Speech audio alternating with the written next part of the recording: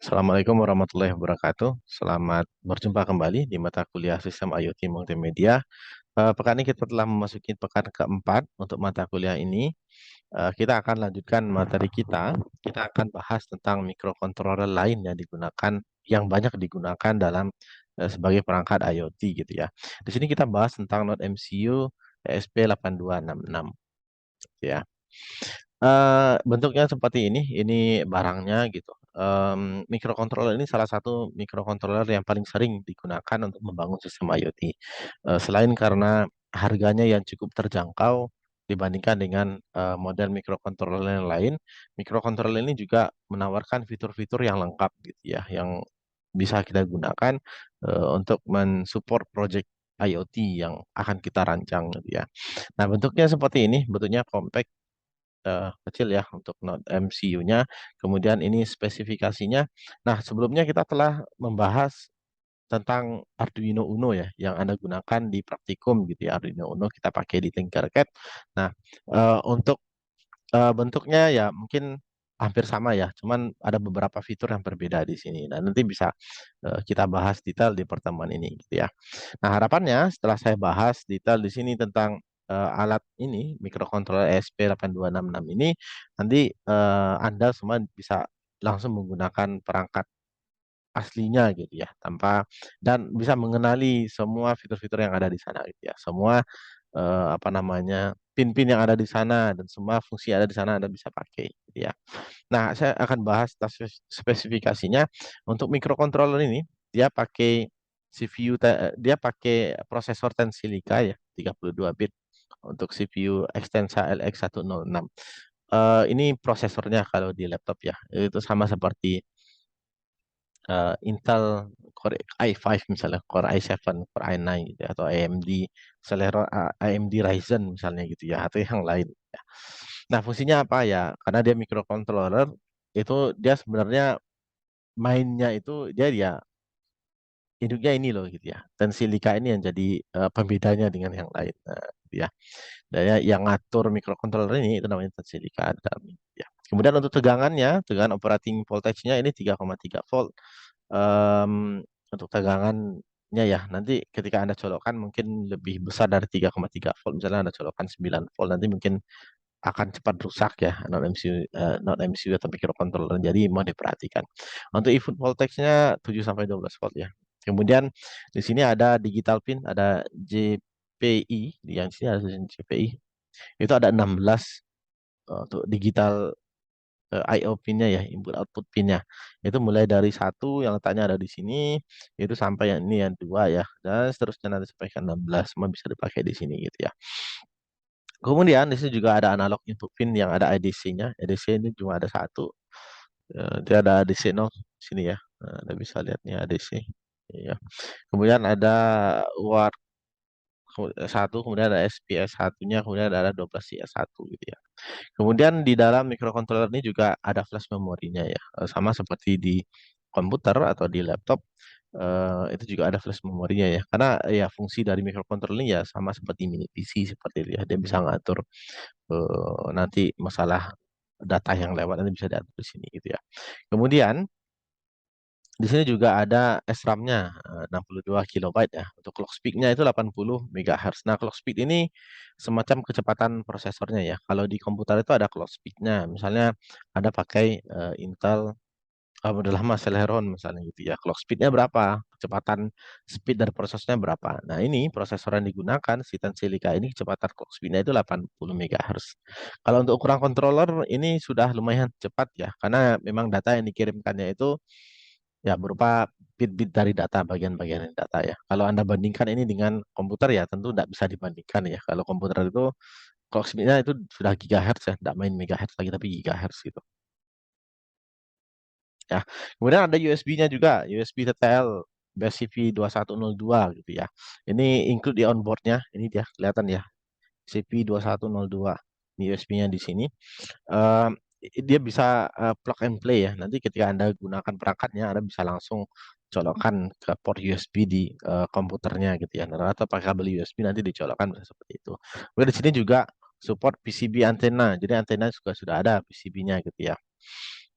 Kemudian ukurannya juga kecil, nanti bisa fit di tempat-tempat spesifik. Misalnya Anda memasang project IoT-nya di tempat yang tidak terlalu besar ya, yang jadi dia bisa fit di manapun. Misalnya memasang di tembok yang kira-kira tidak terlalu mengganggu gitu. Ini bisa disetelkan di sana, ya. Oke, kemudian ini chipnya yang tadi ya, prosesornya. Ini lebih detail tentang prosesornya. Namanya Tensilica Extensa 32 bit LX106. Ini nama chipnya 12EE ya, ESP12E chip. Ya. Kalau nama microcontrollernya ESP8266. Kalau chipnya ESP12E chip. Ini semacam chip prosesornya gitu ya. Nah, di dalam prosesor ini untuk clock frekuensinya 80, tadi juga dijelaskan ya, 80 dan bisa up to 160 MHz nih. Jadi cukup kencang nih. Kemudian di dalam ini ada internal RAM-nya, ada RAM internal. Nah, berbeda dengan di motherboard di komputer atau di laptop itu RAM-nya biasanya itu enggak tertanam ya. RAM-nya itu terpisah. Anda masukkan sendiri RAM di laptopnya gitu ya. Ada RAM-nya 2 GB, 3 2 GB, 4 GB, 8 GB, 16 gitu ya. Bahkan sekarang ada 32 GB gitu untuk RAM-nya. Nah, di sini RAM-nya itu sudah terpasang langsung di chipnya ya. Di bawah chipnya ini itu sudah ada include RAM-nya. RAM-nya ya 128 kilobyte ya. Kilobyte RAM. Kalau dibayangkan ini seberapa cepat sih RAM segini gitu ya. Sanggup nggak untuk buka apa gitu video ya? Tentu enggak ya. Karena ya tergantung fungsinya. Kita pasang pun RAM yang besar di sini ya rasanya percuma ya. Karena RAM itu ya untuk mempercepat proses pengolahan data yang dikirim lewat sana ya. Kita bisa pakai memori di dalam RAM-nya itu.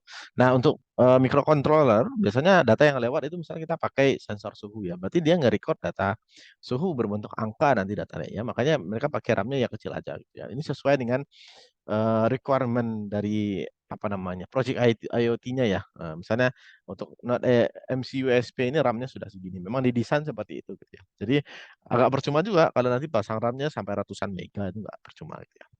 Kemudian ada 4 mega external flash, ini memorinya ya, external flash juga ada. Dan di dalam perangkat ini juga sudah ada modul komunikasinya ya, itu pakai WiFi, ada yang 802.11, ada B, G, dan N gitu ya untuk WiFi-nya, untuk transceiver-nya. Jadi sudah include, sudah ada di sini. Ya, itu ada antenanya.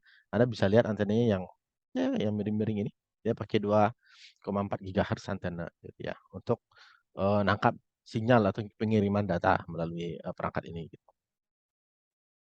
Nah, kemudian untuk power requirement-nya untuk apa namanya Node MCU ini, untuk operating voltage-nya itu dari 2,5 volt sampai ke 3,6 volt ya. Nah, ini Anda bisa lihat untuk inputnya, operatingnya seperti itu, nanti bisa dipakai dari apa namanya USB dikonekkan ke laptop atau komputernya gitu ya. Atau bisa juga pakai power eksternal seperti power bank misalnya bisa juga dipasang di sini untuk sebagai inputnya. Kemudian untuk outputnya lihat di sini. Oh ya, yang untuk eksternal tadi kalau ingin pakai ini ada external power supply ya, bisa pakai di sini. Misalnya kalau untuk daerah-daerah yang kita masang IoT-nya itu di tempat yang kira-kira susah dapat power supply-nya, bagusnya maksudnya tidak ada power supply ngalir seperti colokan gitu ya. Tempatnya remote yang jauh misalnya dipasang di hutan atau pasang di gunung misalnya gitu. Kita bisa pakai external power supply. Nanti pasangin di sini gitu ya, pasang di pin di sini. Kemudian untuk output dari apa namanya powernya itu ada 3,3 outputnya. Ya. Nah kemudian di sini ini ada namanya voltage regulator di bagian kotak di sini. Ini untuk mengatur regulasi dari tegangan yang kita inputkan di sini. Nah, tapi nanti kalau tegangannya terlalu besar, misalnya Anda inputkan pakai tegangan yang berlebih yang bisa di apa namanya ditoleransi oleh si non MCU ini, dia akan diatur di regulator sini supaya dia bisa digunakan, gitu ya. Ya, outputnya ada 3 nih. Kemudian untuk regulatornya ada di tengah ini. Gitu ya. Oke, kemudian ini untuk multiplex I/O-nya ya ada beberapa. Nanti akan saya sebelum saya ke sana ini ada beberapa hal lagi ingin saya sampaikan gitu ya. Untuk tegangan yang berlangsung di sini, tegangan operating current-nya ya, tegangan berlangsung selama dia beroperasi perangkatnya itu 80 miliampere ya. Nah, nanti kalau selama sleep mode ya jadi untuk perangkat microcontroller ini dia ada dua kondisi. Dia ada dia bisa sleep mode, kemudian dia nyala gitu. Dia tidak selamanya nyala. Ini fungsinya sebenarnya untuk ini. Kalau misalnya perangkat IoT itu kita pasang di daerah yang dia apa namanya untuk power supply-nya itu susah gitu ya. Kita tidak punya colokan untuk apa, kita terpaksa pasang power supply eksternal, yang mana power supply itu terbatas untuk digunakan, dan juga perangkat tersebut dia tidak butuh selalu hidup gitu ya. Dia butuhnya untuk ngirim data aja. Nanti bisa diatur modenya, ada mode sleep-nya, ada sleep mode, kemudian ada mode nyalanya. Misalnya saya ingin nangkap apa ya, udara misalnya ya, kelembaban udara, tapi saya ambil enggak tiap saat, saya ngambilnya 2 jam sekali misalnya. Jadi nanti kita pindahkan microcontrollernya ini ke mode sleep mode gitu ya. Dengan sleep mode itu pemakaian dari powernya itu jadi berkurang drastis ya, sangat drastis sekali pengurangannya gitu ya. Nah itu salah satu cara menghemat dari pemakaian power supply yang kita pasang tadi gitu ya. Karena agak repot juga kita masang misalnya perangkat IoT-nya ini jauh di hutan gitu ya. Kita apa namanya ngukur kelembaban udara di sana misalnya gitu ya. Kan nggak mungkin tuh kita sementara kabel di sana nggak ada ya, di tengah hutan kabel listrik nggak ada. Kita mengontrol terus ke sana masang power supply kan repot juga. Kita kontrol dari jauh, nanti power supply-nya kita atur gitu ya. Nanti power supply itu bisa bertahan lama gitu. Bisa tahan sampai seminggu, bisa 2 minggu, bisa bahkan bisa 1 bulan ya, tergantung dari jenis power supply yang digunakan dan intensitas dari apa namanya perangkat yang kita gunakan ini ya. Makanya ada mode sleep mode. Jadi beda ya. Di sini bisa lihat ada operating current-nya itu 80 miliampere ya. Kalau during sleep mode itu kecil ya, pakai mu ampere di bawah lagi, 20 mu ampere, kecil sekali gitu ya. Nah, nah selanjutnya ini ada namanya multiplex GPIO ya. Multiplex ini artinya pin-pin di sini Anda bisa lihat pinnya ada CLK, ada CMD, SD1, S2, SD, SO ya, SO1, SO2, SO3, dan ada banyak pin di sini. Dia fungsinya bisa digunakan untuk berbagai macam hal gitu ya. Bisa untuk input output dan juga bisa untuk fungsi spesifik eh, di dalam apa namanya ngatur untuk IoT kita mau pasang untuk apa gitu ya. Misalnya di sini ada multiplex I/O. Yang pertama itu bisa dipakai untuk edisi channel ya. Edisi itu apa namanya analog digital converter ya. Jadi kita bisa mengkonversikan dari analog ya, yang data analog ke sini gitu ya, data digital pun bisa. Data analog tuh bentuknya misalnya seperti LED ya, lampu LED. Kalau data digital itu ada banyak ya, ada bisa aktuator gitu ya dalam bentuk digital. Nanti akan kita bahas juga tentang itu secara detail. Kemudian ada juga namanya WRT interface ya. WRT interface. WRT itu apa? WRT itu eh, apa ya? Universal Asynchronous Receiver Transmitter gitu ya. Ini teknologi lama ya, yang untuk ORT ini. Ya, kegunaannya ya untuk ngirim data per bit per satu-satu. Tapi masih bisa digunakan untuk yang perangkat ini. Ya. Kemudian ada namanya PWM output ya. Ini digunakan untuk ini singkatannya itu full switch modulation ya. Digunakan untuk servo dan lain-lain juga bisa digunakan ini gitu ya. Kemudian ada eh, modul lain juga ada SPI, I2C, kemudian I2S, interface untuk ini ya. SPI itu serial peripheral interface. Kemudian I2C, I2S itu inter IC sound. Ini digunakan untuk interface kalau kita ingin perangkat yang kita pakai ini itu aktuatornya itu berupa menghasilkan suara, misalnya seperti itu. Ya, jadi semua pin-pin yang ada di sini yang dibuat ini disebut dengan multiplex GPIO gitu ya. Jadi bisa digunakan untuk berbagai macam hal gitu ya. Nah, selanjutnya itu ada switch dan indikator ya. Nah, di sini Anda bisa lihat ada 3 yang ditandai ya. Di sini ada RST atau reset buttonnya, tempatnya ada di sebelah eh, atas, ada gambarnya di atas dari port USB-nya ya. Nah, ini digunakan untuk mereset microcontrollernya gitu ya. Nanti kalau reset diklik di sini. Kemudian ada flash juga. Flash button itu yang ini. Ini flash itu digunakan kalau kita ingin download program yang baru gitu ya. Kita ingin update gitu ya. Nanti kita pakai button flash yang ada di sini. Kemudian ada blue LED yang user programmable, yang blue LED. Ya, ada yang onboard LED juga ya. Ada onboard LED ya, yang LED yang apa namanya yang sudah terpasang di situ ya. Kemudian ada yang blue LED ini yang bisa programmable. Nah, LED-nya kan ada yang memang terpasang di sana ya, ada yang bisa programmable gitu ya. Oke, oh, mana nih? Maaf, saya klik. Oke, kemudian ini ada serial communication ya untuk Node MCU SP8266. Itu ada namanya TTL converter.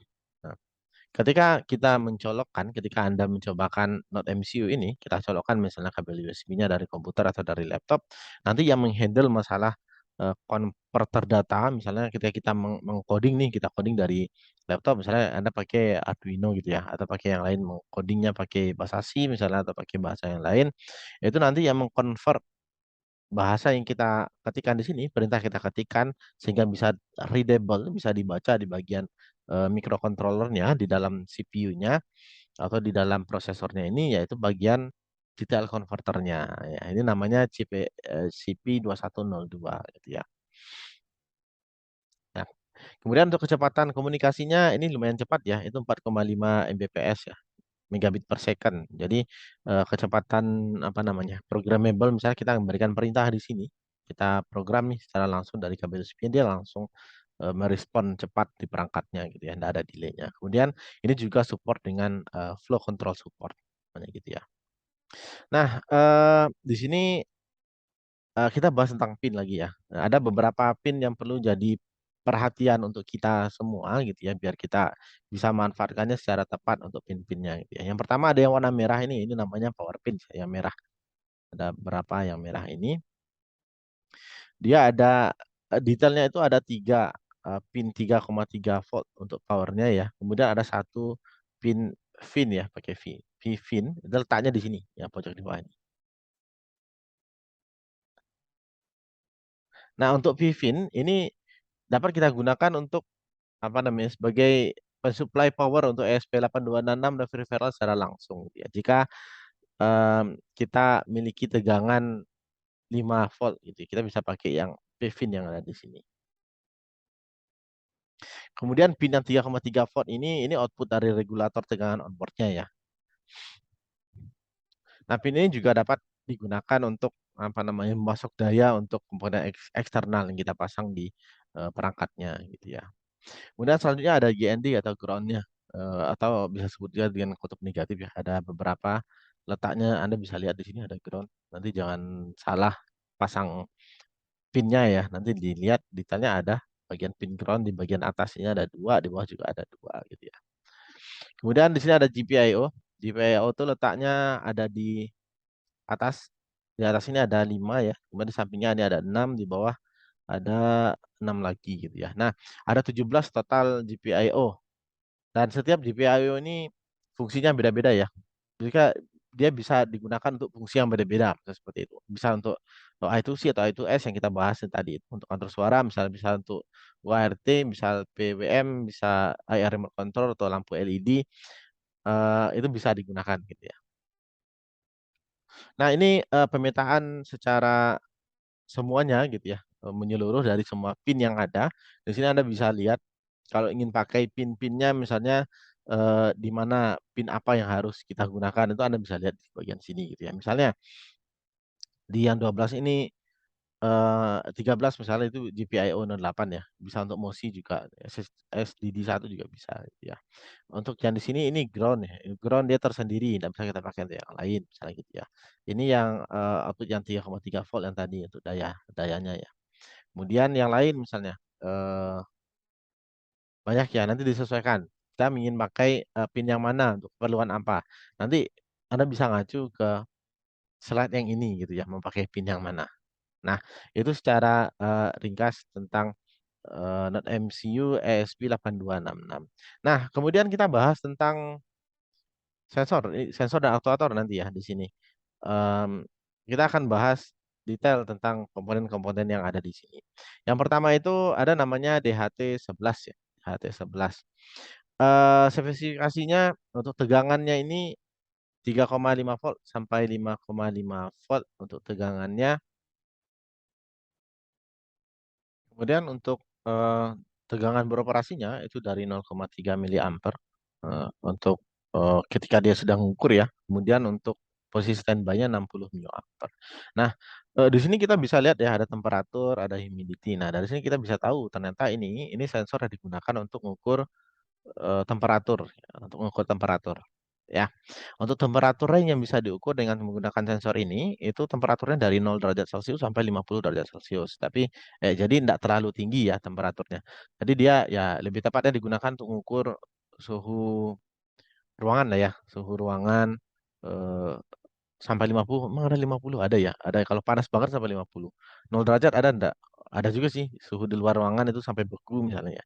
Tapi di atas itu biasanya nggak ada ya. Nggak ada suhu yang biasa di luar itu sampai 70 atau 80 derajat itu beda ya suhunya gitu ya. Untuk humidity range-nya itu dari 20% sampai ke 90%. Humidity ini kelembaban ya, kelembaban range-nya. Untuk resolutionnya itu 16 bit ya, untuk temperatur dan juga humidity. Ya, sensornya untuk sensor kelembaban dan temperatur gitu ya. Untuk akurasinya itu 1 derajat Celcius sampai dan juga 1%. Nah, misalnya 1 derajat Celcius ini maksudnya ada toleransi errornya sebanyak 1 derajat Celcius, maksudnya gitu ya. Misalnya kita pasang temperaturnya ini di ruang kelas gitu ya, tempat untuk mengukur sensornya di ruang kelas. Kita ukur misalnya suhunya 27 derajat Celcius misalnya gitu ya. Nah, bisa jadi itu enggak 27 derajat Celcius, bisa jadi itu sekitar 26 derajat Celcius atau 28 derajat Celcius gitu ya. Jadi ada semacam toleransi ukurannya gitu ya. Di semua alat ukur biasanya ada toleransinya ya. Semakin kecil toleransinya itu semakin bagus, terutama di kalau nggak di sensor kita bicara tentang yang lain, misalnya di timbangan itu ada toleransinya gitu ya. Untuk yang humidity juga seperti itu. Akurasinya itu 1% ya, 1%. Kalau misalnya humidity-nya 20% ya bisa jadi itu 19 gitu ya, dan seterusnya gitu ya. Nah, untuk perangkat ini sendiri, untuk DHT11 ini perangkatnya ada dua jenis ya. Ada yang kaki 4, ada yang kakinya 3 gitu ya. Nah, untuk yang kaki 4 itu yang kita pakai di port pin yang kita gunakan yang saya jelaskan tadi itu ya bisa dilihat di sini. Yang pin pertama ini untuk powernya ya, VCC. Yang kedua ini untuk data. Nanti yang untuk kaki yang kedua ini ada bisa pasang di pin GPIO ya. Nanti pilih aja yang mana yang mau. Kemudian yang terakhir yang bagian di tengah sini ini kosongkan aja. Yang terakhir ini untuk groundnya ya, JND-nya. Nah, gitu ya.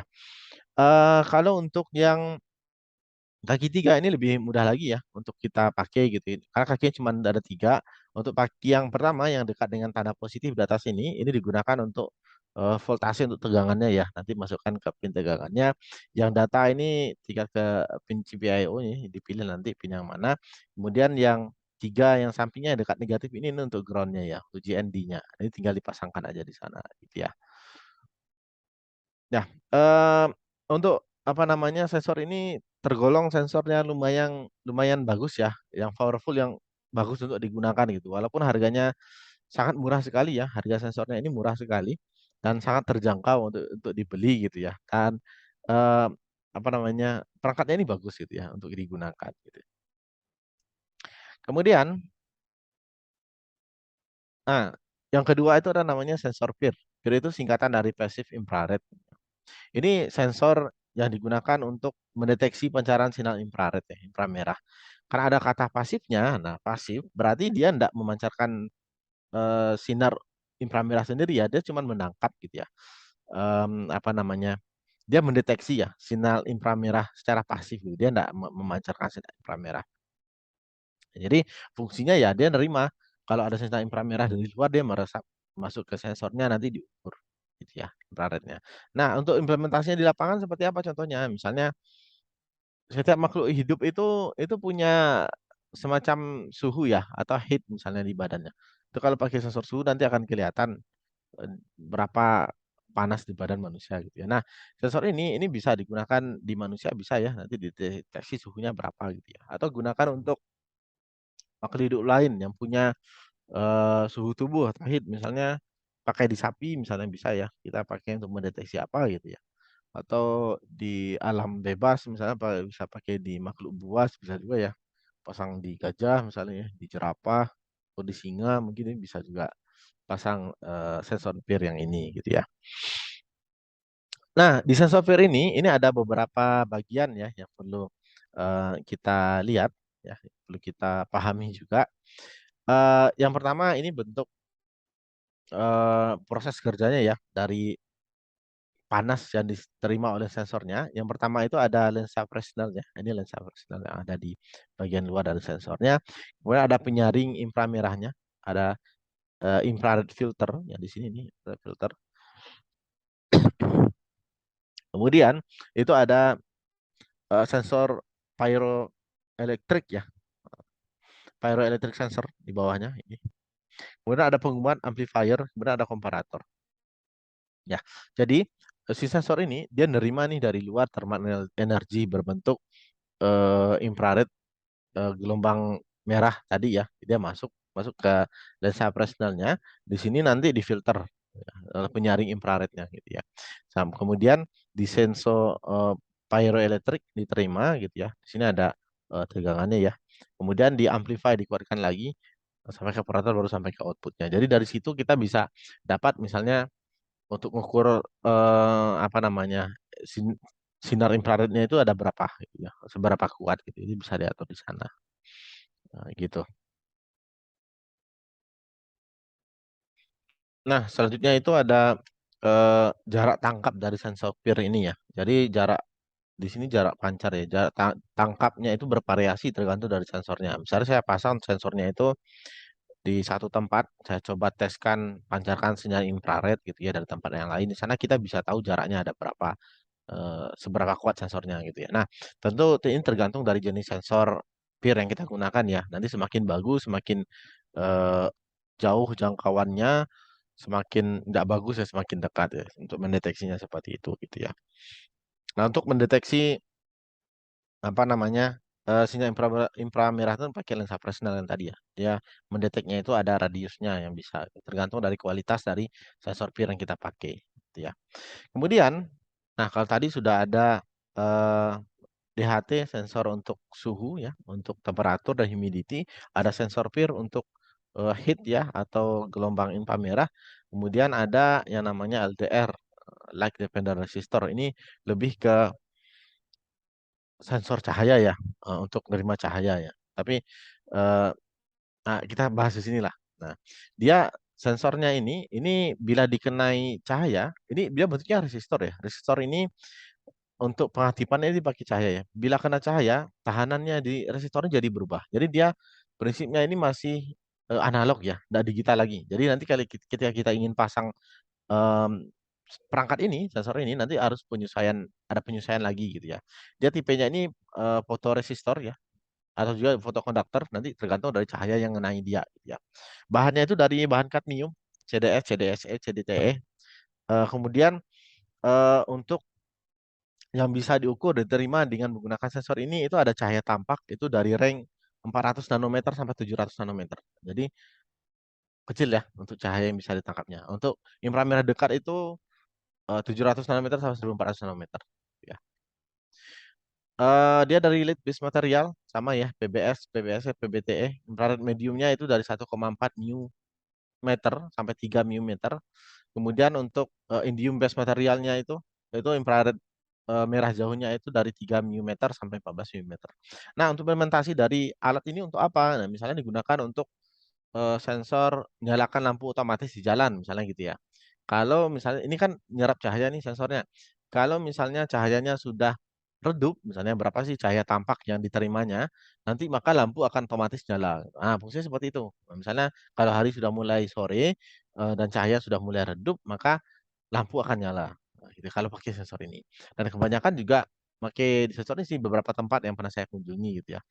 Karena kalau kita pakai waktu biasanya enggak selalu seperti itu ya. Ada kadang di waktu itu malamnya lebih cepat gitu ya. Misalnya jam 6 itu sudah malam gitu ya. Ada terkadang itu di bulan-bulan tertentu jam 6 itu masih terang gitu ya. Jadi lampu nggak perlu dinyalakan. Maka untuk nyalakan lampunya ya butuh sensor yang seperti ini ya, tergantung dari serapan cahaya yang diterimanya. Dan juga ada kasus kadang kita perlu nyalakan lampu lebih cepat karena situasinya lagi mendung gitu ya, lagi mendung dan gelap, dan kelihatan lebih cepat malam, maka perlu lebih cepat nyala lampunya. Jadi tidak bisa berdasarkan time burst ya, harus bagusnya itu ya berdasarkan sensor dari cahaya yang diserap oleh lampunya gitu ya. Semakin sedikit cahayanya berarti nanti ada batasannya ya, limit cahayanya misalnya kalau kurang dari batas ini yang diterima diserap, maka akan otomatis nyala. Nah, gitu ya, lampu yang dipasang sensor ini. Kalau masih belum mencapai batas itu, threshold-nya itu, berarti nanti dia tetap nyala lampunya, gitu ya. Nah, kemudian kalau tadi kita sudah bahas tentang sensor, gitu ya. Di sini kita bahas tentang beberapa sensor tadi ya. Ada sensor suhu, kelembaban, ada yang apa namanya peer, gitu ya. Peer itu untuk tegangan, untuk heat ya, untuk panas atau tegangan kok tegangan sih, sinyal sinar infrared, kemudian tadi juga, kita bahas LDR ya, untuk, cahaya gitu ya sensornya. Nah, sekarang ada namanya Metal Gear Micro Servo gitu ya. Metal Gear Micro Servo untuk spesifikasinya Anda bisa lihat di sini ada. Nah, untuk spesifikasi dari, servo ini, nah servo ini termasuk dari aktuator ya, kalau tadi itu kita bahas sensor, di sini aktuator, dia nerima perintah dari mikrokontrolernya berupa aktivitas gitu ya, dia harus ngapain gitu ya. Nah, Metal Gear Micro Servo ini, dia kode mesinnya itu MG90S gitu ya.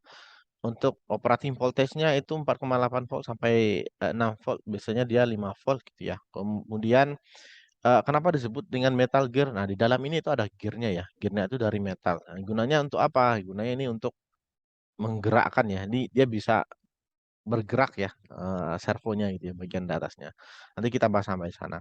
Untuk, geraknya apa, misalnya untuk putarnya, rotation-nya, dia bisa mutar sampai 180 derajat. Nah, nanti fungsinya ini bisa kita gunakan untuk ngunci pintu misalnya bisa ya, cetak masuk pintunya gitu ya, atau bisa gunakan untuk matikan kotak lampu juga bisa ya. Dengan kekuatan stall torque-nya itu sampai 1,8 kilogram, jadi cukup kuat ya, dengan ukuran dari servo motor ini, cuman 13,4 gram, ini sangat ringan sekali, tapi kekuatannya bisa menggerakkan sampai 1,8 kilogram. Maksimalnya itu bisa sampai 2,2 kilogram gitu ya, untuk yang 6 volt gitu ya. Jadi cukup kuat itu untuk masang kunci pintu kamar itu bisa kita desain otomatis ya, dicetek ya pasang gitu ya, bisa otomatis seperti itu. Itu cukup pakai tenaga juga ya, beberapa gram tenaga gitu ya, bisa sampai 1 kilogram lebih, untuk matikan kotak lampu juga bisa. Misalnya kita setting, dia sensornya nerima apa misalnya, nerima cahaya suara, sensor suara ya, tek tek tepuk tangan, nanti lampunya otomatis mati, cetek kotak lampunya, yang matikan siapa? Perintahnya dari microcontroller, matinya itu pakai servo, gitu ya. Seperti itu. Kemudian untuk, operating speed-nya itu 0,1 second, cepat ya responnya. Kemudian gear tab-nya dia pakai metal, nah makanya dia kuat sampai 2,2 kilogram tadi ini, karena di dalamnya dia pakai metal untuk muternya ya. Rotationnya sekali lagi dia 180 derajat, jadi dia ndak mutar full 360 derajat ya, dia cuma bisa mutar separuh. Dan ini cukup saya rasa ya, untuk matikan lampu kan cukup mutar dikit, tak mati gitu ya. Atau untuk masang kunci pintu di kamar, cetak masuk gitu ya, atau yang cetak pasang, ndak perlu full 360 derajat spin, ndak perlu gitu ya. Oke, ini yang, servo yang, aktuatornya ya. Kemudian, nah ini ada RFID reader, atau writer bisa juga ya. Tipenya itu RC522, 13,56 MHz ya.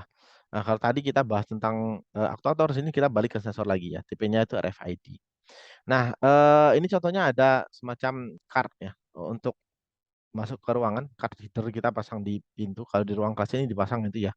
Ketika kartunya dipasangkan tek, kuncinya terbuka misalnya gitu ya. Itu pakai RFID bisa seperti itu gitu ya.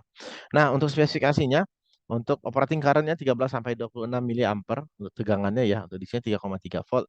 Untuk idle, nah statusnya itu ada idle current-nya. Status idle-nya itu, dia sedang tidak ngapa-ngapain gitu ya. Nah, itu 10 sampai 13 miliampere. Kalau sleep-nya itu lebih kecil lagi ya. Kalau dia dalam status sleep, yaitu kurang dari 30 mAh gitu ya. Kurang dari 80 mAh. Kalau sedang posisi maksimalnya, peak-nya itu kecil dari 30 mAh. Kemudian operating frekuensinya 13,56 MHz, cukup cepat. Kemudian support type-nya, nah untuk card yang bisa disupport di RFID ini tidak semua kartu ya. Kartu itu beda-beda, apa namanya, frekuensinya beda-beda. Yang bisa support di sini itu ya 13,56 MHz, nanti ada yang lain lagi. Misalnya ada Miver 1 S50 ya, Miver 1 570, Miver Ultralight, ada Miver Pro, Miver Desfire. Ini yang, eh, kartu yang support yang bisa digunakan untuk RFID yang ini ya sebagai readernya ya untuk mendeteksi kartu itu ya. Jadi dia khusus gitu. Kemudian operating environment-nya dia bisa bekerja dari -20 sampai 80 derajat Celcius gitu ya. Untuk storage, untuk penyimpanannya sampai ke 86, 85, 40 sampai 85 derajat Celcius. Untuk humidity-nya 5 sampai 95% untuk humidity ya. 95% itu cukup cukup ini ya, cukup humid itu. Kemudian untuk reader distance-nya itu lebih eh, dan sama dari 50 milimeter atau 1,95 eh, inci ya ini ya. Milimeter itu cukup dekat ya.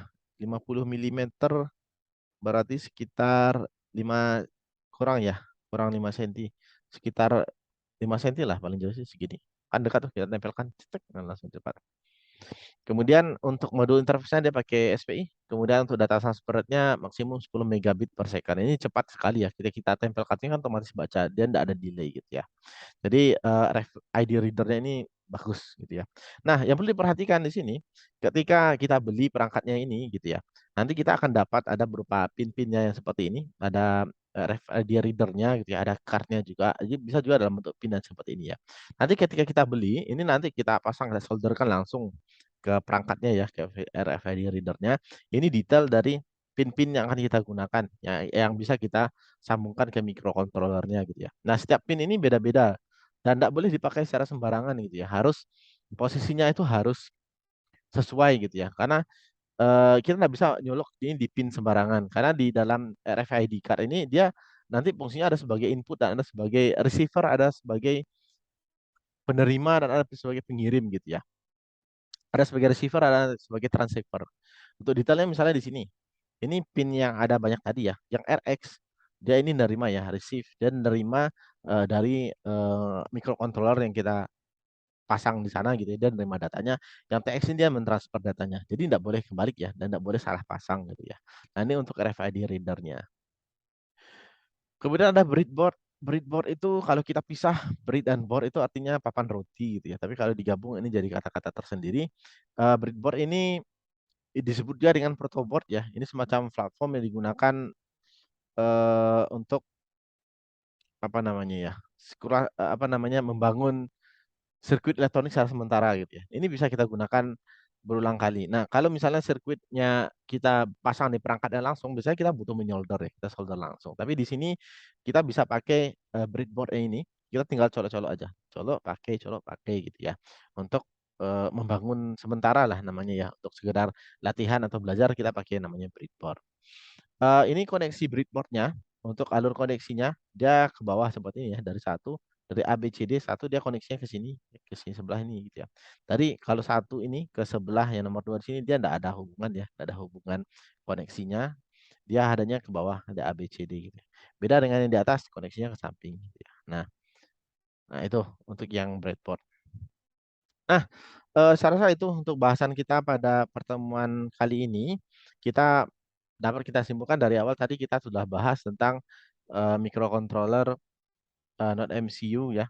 Dari awalnya kita bahas mulai dari detail-detailnya sampai ke semua fungsi pin yang ada di board kita juga bahas tentang si ESP8266 ini.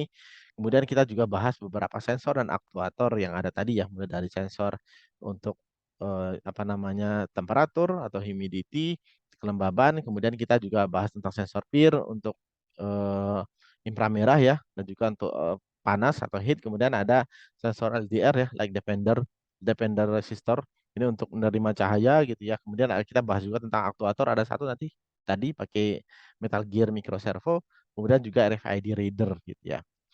Saya rasa itu saja. Terima kasih banyak. Saya tutup perkuliahan materi keempat di pekan ini. Bila taufiq wa hidayah. Wassalamualaikum warahmatullahi wabarakatuh.